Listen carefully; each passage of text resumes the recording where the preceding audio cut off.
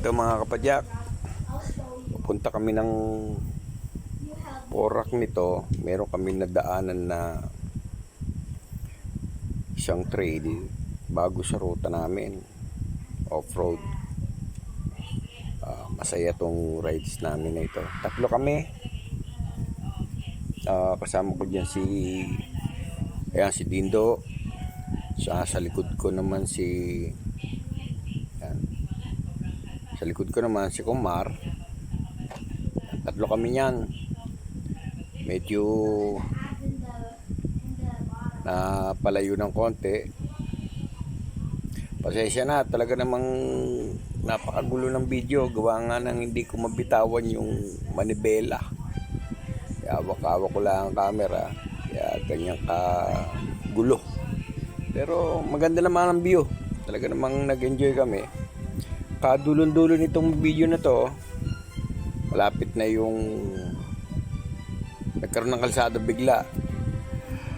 Ay katuwa naman Ay talaga naman napakagandang lugar. Talagang nature.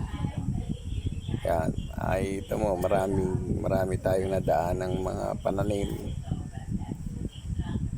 Ayan. Hanggang sa lumiko na kami ng pakanan sa kandaan.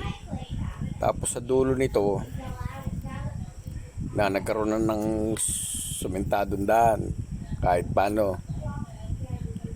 Tapos dire-diretso na kami ng inikot namin hanggang Eco Park. Nakarating kami. Pero itong dinaanan namin talagang ito ay looban talaga na puro mga pananim.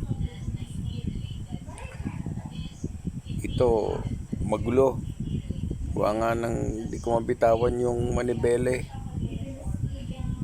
Para sa safety ko lang, kaya ako lang hawak ko yung camera habang hawak ko yung manibela. Hindi ko mabitawan.